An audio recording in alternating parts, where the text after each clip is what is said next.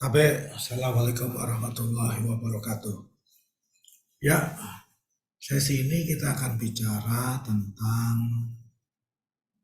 good corporate governance terkait apa sih bedanya antara manajemen dengan governance.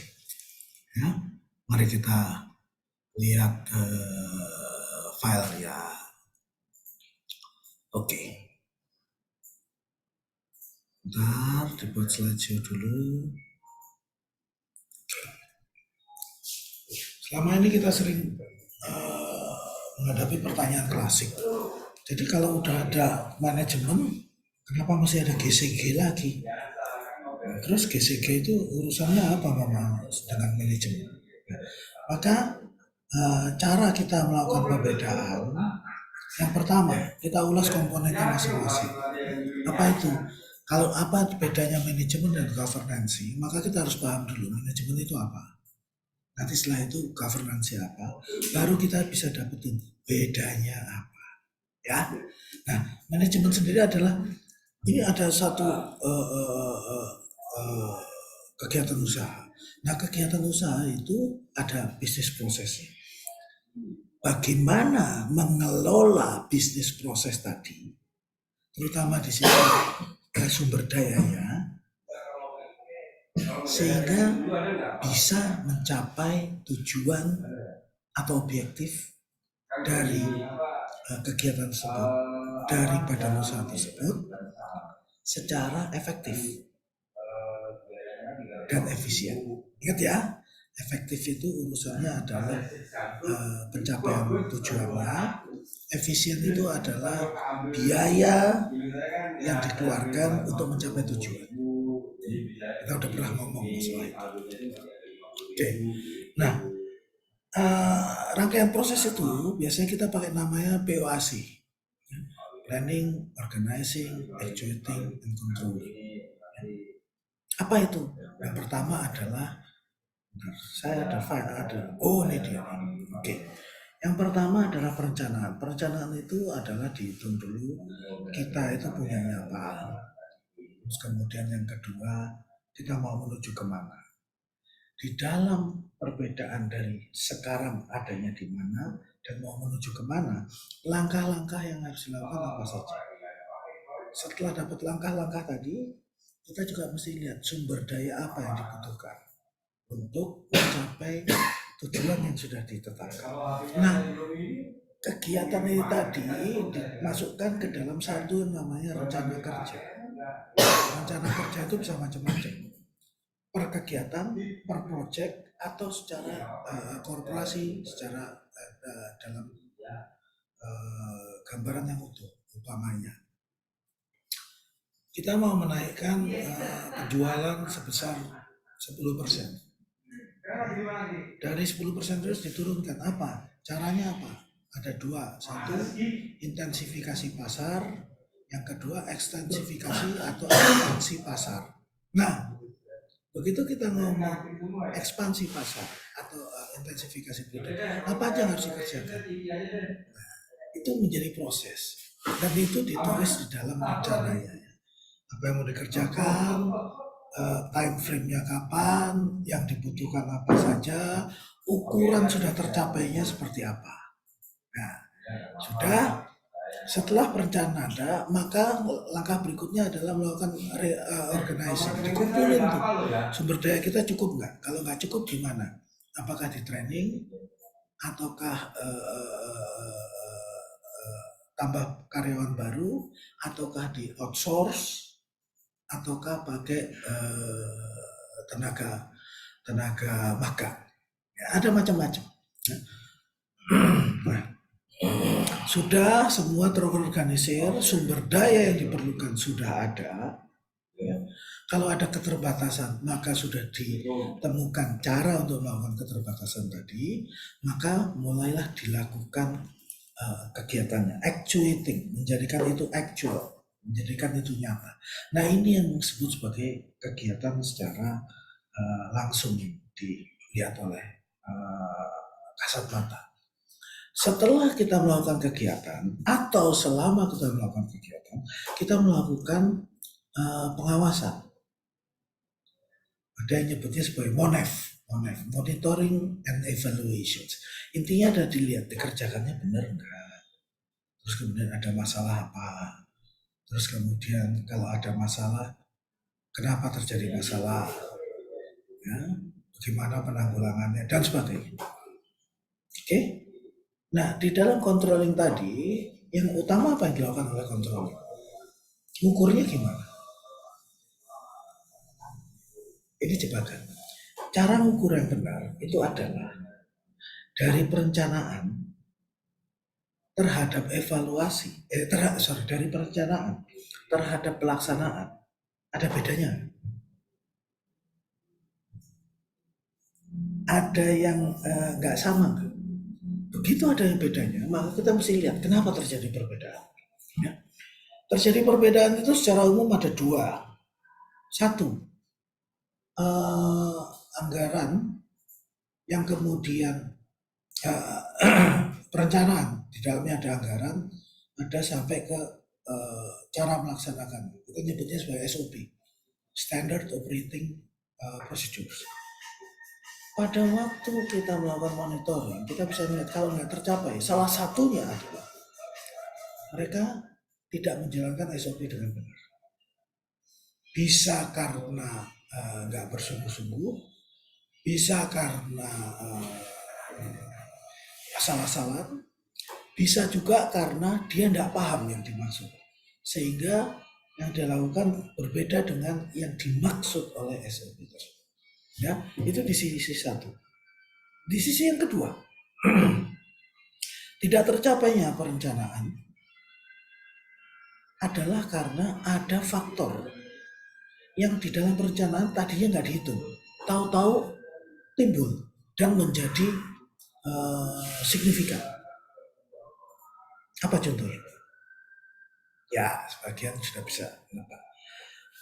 Anda pengusaha hotel, ya, mau bikin perencanaan, nanti kita akan melakukan ekspansi, bikin layanan ini itu. Oke, sip, mantap.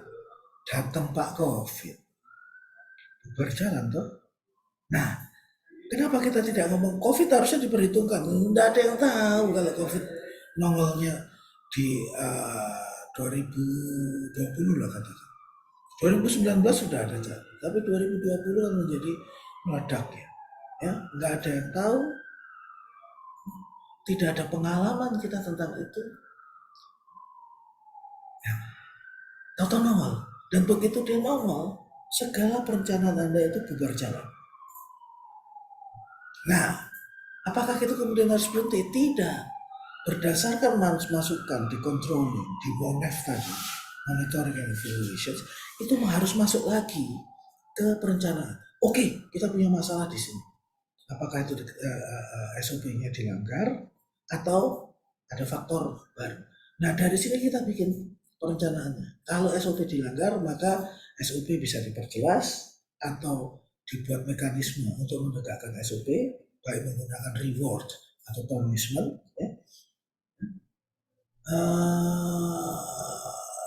Terus kemudian dilihat juga hal-hal apa yang bisa dijadikan mitigasi. Oke. Sementara kalau ada yang baru seperti datangnya Mas COVID ini tadi, maka perencanaan juga harus menyesuaikan apakah kita tetap sebagai hotel biasa seperti yang direncanakan, atau bisa jadi terus kemudian dia bikin paketnya berbeda. Apa? Paket untuk isolasi mandiri. Ya, di Bali ternyata cukup berhasil, terutama yang hotel yang high class ya. Dia bikin paket isolasi mandiri itu untuk orang-orang yang berduit banyak. Yang kedua untuk ekspatriat, orang-orang warga negara asing. Ya. Kalau dia punya hubungan khusus, dia bisa bikin untuk turis yang khusus datang ke situ untuk isolasi mandiri. Ya. Cukup berhasil meskipun tidak menolong bisnis secara umum, ya. Cuman setidaknya dia masih bisa bertahan. Ya. Jadi ini adalah siklus yang terus-menerus harus dijalankan. Balik lagi, sumber daya yang dimaksud itu apa aja? Manusia, material, bahan baku, bahan mentah, mesin dan teknologi termasuk prosesnya, modal, dan informasi. Informasi itu adalah segala sesuatu yang terkait dengan pencapaian. Contoh informasi adalah kondisi pasar, kondisi pesaing, tren permintaan, kondisi keuangan, kondisi ekonomi secara umum, kondisi politik, itu informasi. Termasuk kalau umpamanya ada pilkada, gubernurnya beda, gubernurnya itu dari hari-hari sudah ngomong kita akan menertibkan hotel-hotel yang tidak mempekerjakan masyarakat lokal. Nah, itu kan juga masuk sebagai bahan masukan ke perencanaan dan juga di sumber daya yang harus disediakan. Ya. Apa hubungannya dengan objektif tadi dengan misi, objektif tujuannya? Jadi kalau bikin satu perusahaan, nomor satu kita harus punya visi ya. Visi itu adalah pandangan jauh ke depan. Oke. Kemudian misi itu adalah sesuatu yang relatif bisa dijangkau dan menjadi garis besar, pagar-pagar tindakan yang akan kita lakukan. Nah, setelah misi kita masuk strategi. Setelah misi kita punya objektif tujuan perusahaan. Nah, dari situ kita punya strategi dan sampai ke langkah kerja. Kalau lebih menarik nanti sampai ke KPI masing-masing individu. KPI itu Key Performance Index atau indeks kinerja karyawan. Ya. IKK kalau bahasa Indonesia. Bahasa Inggrisnya KPI, KPI. Ingat ya, itu adalah urutannya kalau kita mau melakukan pekerjaan di satu perusahaan. Jangan sampai bikin program itu ternyata berbeda dengan misinya. Misi itu maksudnya apa? Misi itu adalah sesuatu yang sifatnya mulia, yang membuat kita fokusnya tetap ke arah situ. Apakah itu menjadi kaku? Tidak. Orang masih bisa berkreasi. Jadi visi itu jangka panjang, jauh, luas. Misi itu adalah semacam pagar. Ini loh, di dalam mencapai visi tadi ini ada pagarnya. Nah, kita bisa berkreasi selama di dalam pagar. Nah, kalau kita tidak mempertimbangkan misi, maka yang terjadi kegiatannya bisa jadi di luar pagar. Ya, itu banyak terjadi pada startup dalam arti yang baru. Contoh, kita mau bikin toko kelontong, toko yang jual macam-macam lah, mulai dari rokok sampai jarum sampai tali rafia, jangan lupa kopi, ada kopi. Nah, kok sepi? Setelah sepi dia lihat, situ ada jualan baju. Geser deh dari kelontong jadi jualan baju.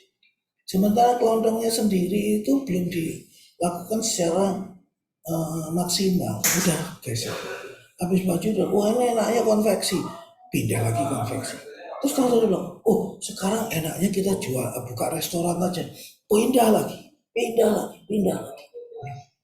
Misi ini tadi membuat pagar supaya kalau pindah itu nggak jauh-jauh, tetap di dalam koridor yang sama. Sampai di sini paham ya? Insya Allah paham.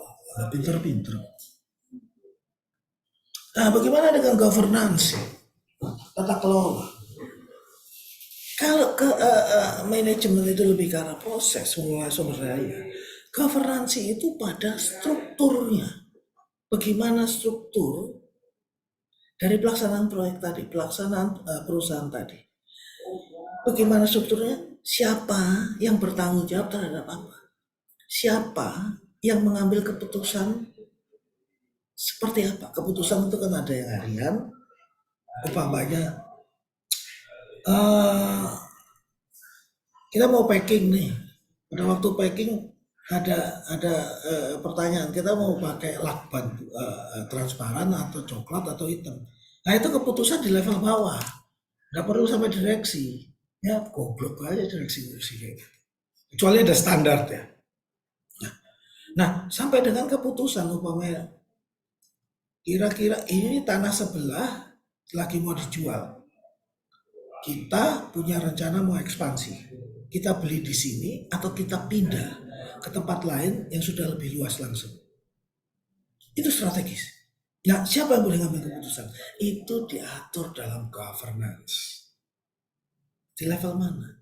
Cukup manajer atau direksi dengan persetujuan komisaris. Ya, itu strategis. Ingat asasnya dari GCG, governance, tarif, ya, transparan, accountability, responsibility, kemudian fairness. 5 prinsip itu transparansi terbuka. Artinya tidak ditutup-tutup. Bukan berarti semua terbuka, enggak. Pada orang-orang yang memang punya hak untuk melihat.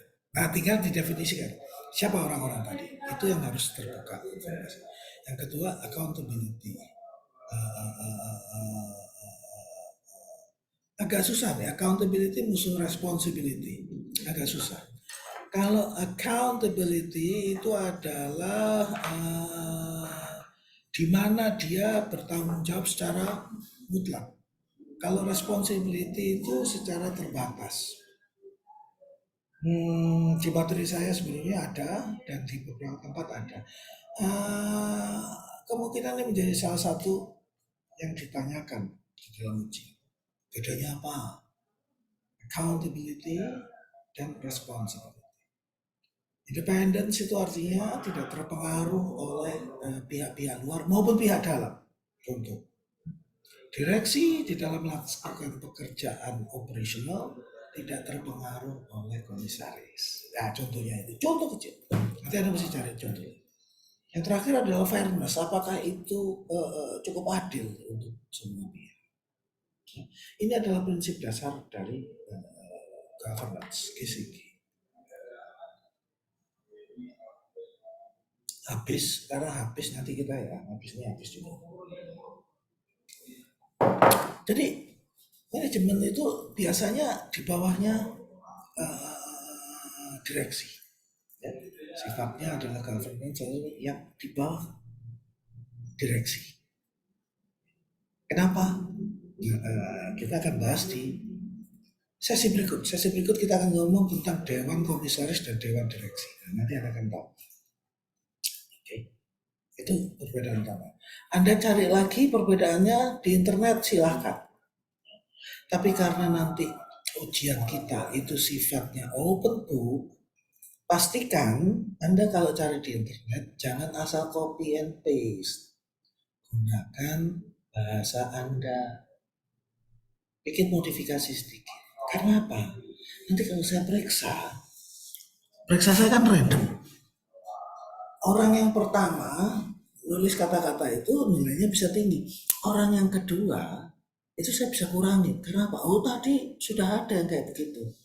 Masalahnya kita nggak tahu yang pertama tadi apakah memang orang yang pertama melakukan cut and paste atau orang secara nggak sengaja jadi pertama dipilih. Untuk menghindari Anda, jangan sampai Anda yang pertama cut and paste ditiru sama kawan Anda, tapi yang diperiksa pertama kawan Anda, yang nilainya terkoreksi Anda, rugi kan? Maka sebaiknya Anda sudah mulai gunakan kalimat sendiri. Ingat ya, di dalam belajar kita harus bergotong royong, kerjasama. Yes, di dalam ujian integritas Anda harus berdiri sendiri. Setelah ujian gotong royong lagi. Oke, itu yang disebut sebagai integritas intelektual. Oke? Nah, mari kita lihat. Ini adalah contohnya. Sorry. Habis tinggal ledak ya. Baik. Ini ya, upaya kita bikin semacam matriks. Itu nomor itu cuma kasih nomor urut aja. Jadi kalau kita ngomong planning, itu ada nomor 1. Planning terhadap responsibility nomor 1. Kalau kita ngomong support terhadap independence, itu nomor 3. Ya. Ingat, saya pakai contohnya adalah dari industri IT. Jadi sebenarnya kantor. Sudah dapat nomornya, mari kita lihat. Ya, kita melihat penafsiran matriksnya. Ya. Contoh, accountability dalam hal planning. Nomor 2, accountability terhadap planning. Nah, accountability ada di kolom nomor 3, planning ada di baris nomor 2. Oke. Apa itu accountability dan planning?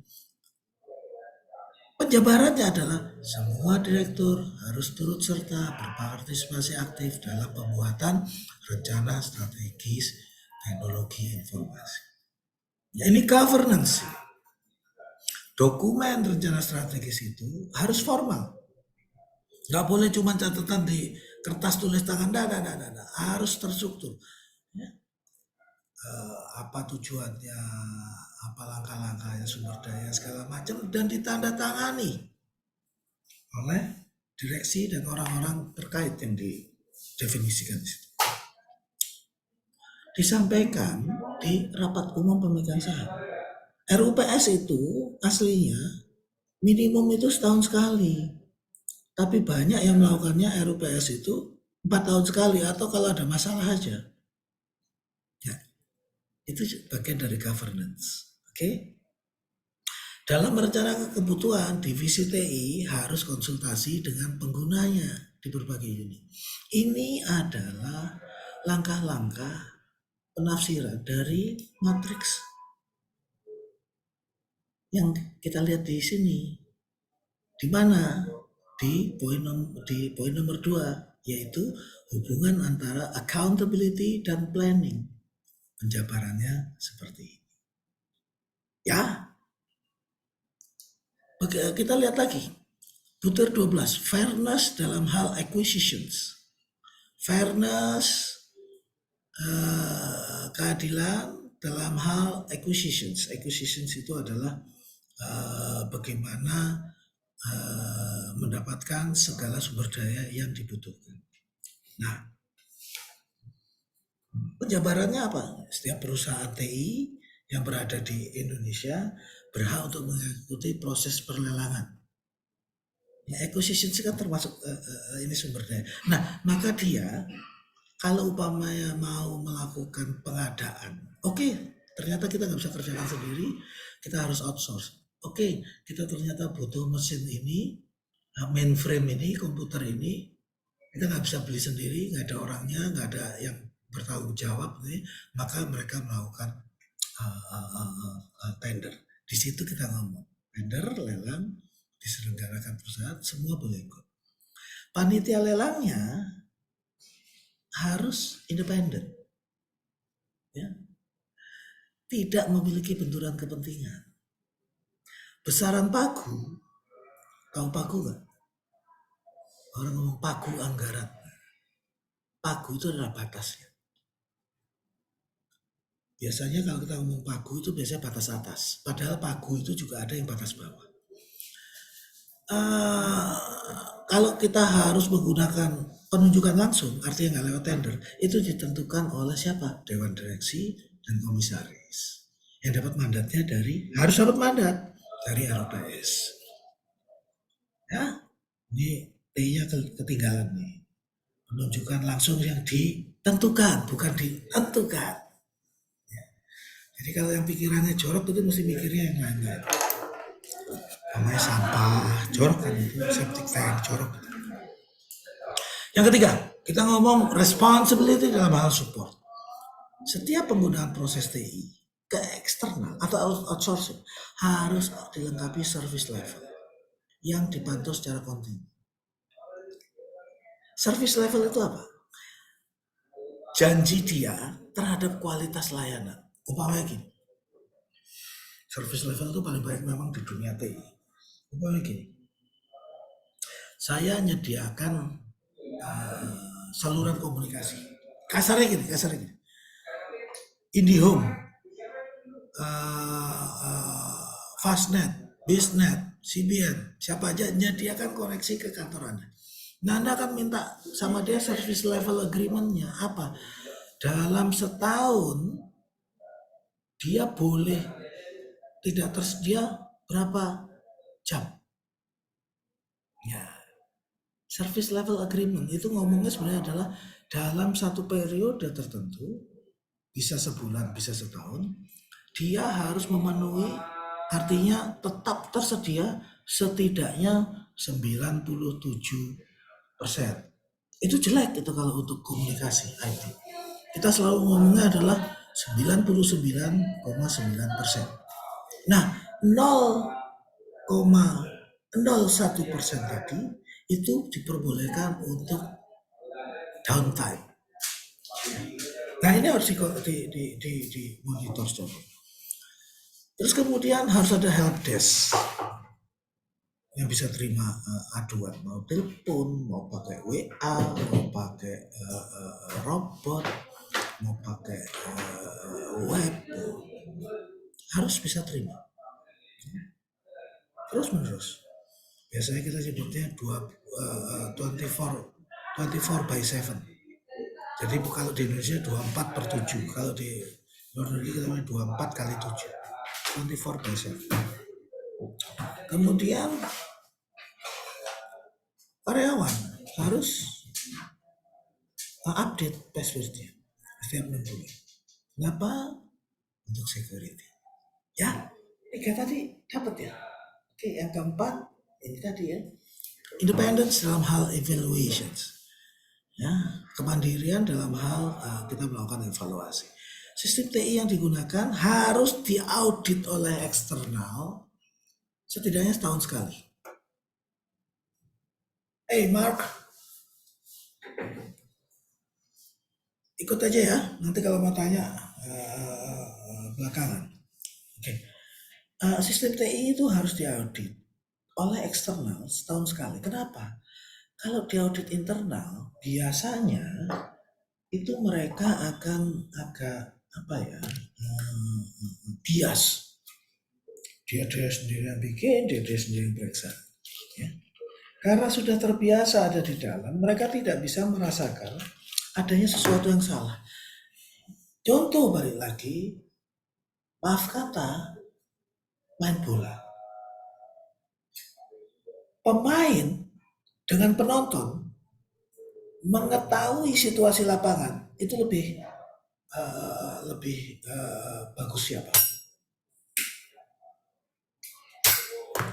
Penonton. Penonton di tribun dia bisa lihat secara luas. Oh, harusnya kamu opernya ke belakang kiri. Kenapa ada si Said di sana? Jangan ke depan kanan, karena depan kanan itu ada musuh si Andreas di sana. Nanti lu kayak gitu. Pemain dia cuma lihatnya dalam satu ruang yang planar, ruang yang